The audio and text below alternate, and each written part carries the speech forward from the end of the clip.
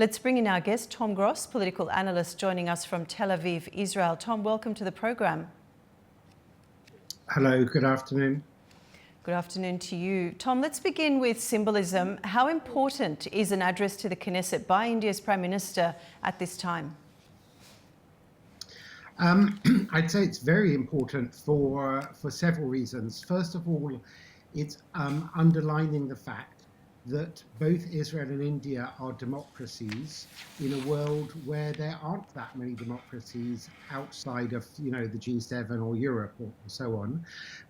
Both countries are doing relatively well, relatively successful.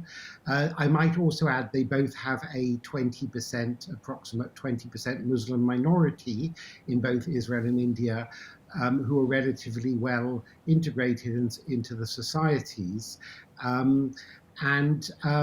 Of course, they have lots of strategic shared values and aims as well. But I'd say it is very important it's more than just symbolic. It's a very important visit. I might also add, as you know, this is a time of great tension revolving around the United States and Iran. And, there have been rumors that war could break out any time and Iran may hit Israel, even if Israel is not initially involved. If the United States hits Iran, Iran may respond with ballistic missiles to Israel, as it did last June. So in a way, it's quite brave of Prime Minister Modi to come on a 2-day state visit at this very moment when, tensions are high throughout the Middle East. Okay, so aside from the common things that the countries have, or the things they have in common, India and Israel have steadily deepened defence and technology ties over the past decade. Is this visit consolidating an already mature partnership, or are we signalling a new phase? I think it's doing both. It's consolidating the partnership and signalling a new phase. Look, just to take us back a moment, during the Cold War, before the collapse of the Soviet Union and communism, Israel and India barely had ties at all. They were sort of, India had recognized Israel, but they were not close ties. India was very much part of the Soviet bloc and the Third World bloc and so on. So it's really in recent years, after both Israel and India economies have powered ahead and emerged, particularly in new industries, high tech, artificial intelligence, and as you just mentioned, also defense. So Modi has been to Israel on one official visit before, which was 9 years ago in 2017, where he and Prime Minister Netanyahu of Israel famously walked barefoot on the beach just south of the northern city of Haifa on the Mediterranean beach. And both Israel and India have matured in their relationship, but so have Modi and Netanyahu. Netanyahu was out of office for a while and has come back, and Modi is still in office. So these are two of the longest standing democratic leaders in the world, and they are quite close. They speak often. They're even, they describe themselves as friends. About the signaling a new phase, there are negotiations for a free trade agreement between Israel and India, and that looks like it may be signed, possibly even on this visit. And then, of course, we have all kinds of defense matters because, as you know, Israel's been involved in a war with Hamas, Hezbollah in Lebanon, Iran, the Houthis in Yemen, and so on. And Israel has deployed incredible missile defense capabilities to stop incoming rocket fire, thousands and thousands, tens of thousands of rockets shot down over the last 2.5 years. And it looks like every country in the world needs to take similar precautions. And Israel is now a world leader in cyber and also rocket defense, and India no doubt would like to collaborate more and have that technology and buy more missile defense technology. And do you think, Tom, defense cooperation is taking the lead here? How central is it to the relationship in terms of drones, missile systems, cyber capabilities compared with trade and innovation? Well, there is, also trade in innovation. For example, although Israel is a tiny country compared to India, which I believe has now overtaken China as the world's most populous country, or if it hasn't done so, it's about to do so. And Israel, although the population is growing, is still under 10 million as opposed to a billion plus in India. So if my maths is right, that's more than 100 times the population India has to Israel. Nevertheless, there's fantastic technological advances in Israel in other matters beyond just the ones you mentioned of missile systems and cyber and drones. For example, in agricultural technology, Israel has found all kinds of irrigation systems to improve farming techniques, water sanitation, and so on.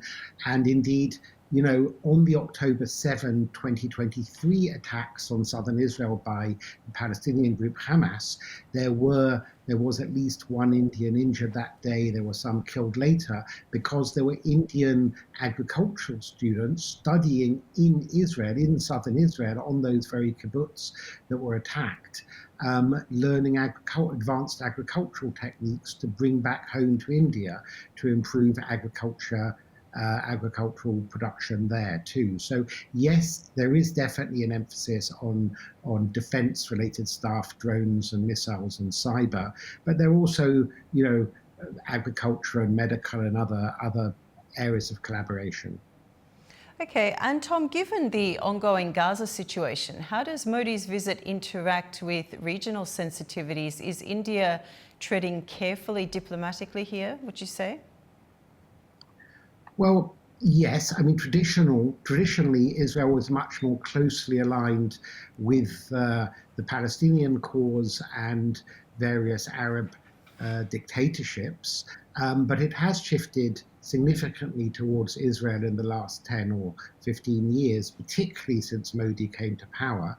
India does still maintain relations with Iran, which, under the Islamic government that's still in control in Iran is obviously a enemy. The Islamic government's an enemy of Israel.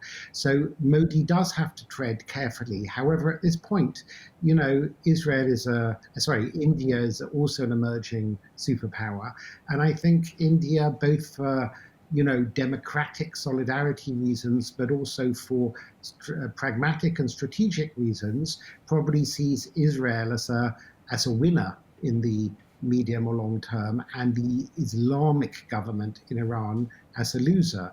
And maybe Modi is thinking, how long will that Islamic regime even be in power in Iran?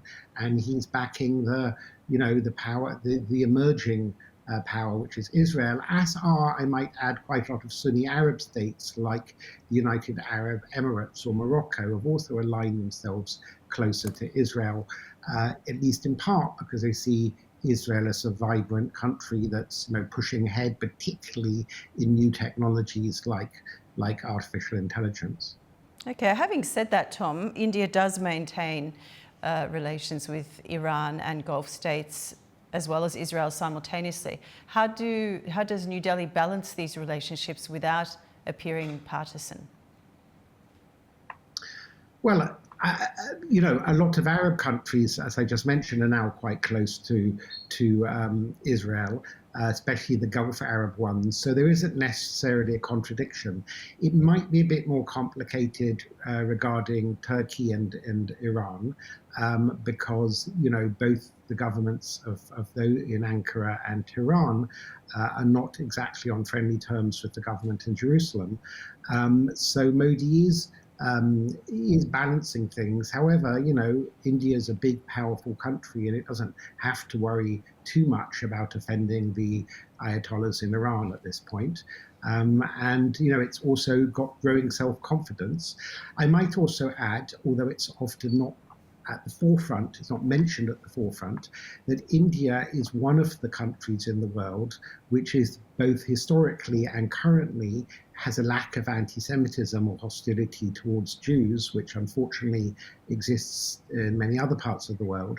And there is some kind of shared bonding, also vis-a-vis Islamic extremism.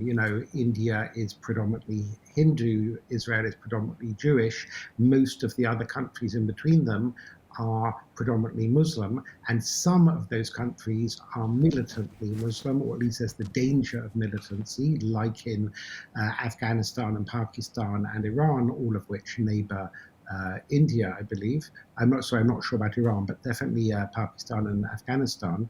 So I'm not sure, India can balance things. I mean, international relations are always about balancing between different countries.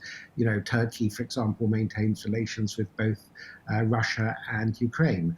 And indeed, it also maintains relations with Iran and Israel. So I don't think it's particularly more complicated for India to do so.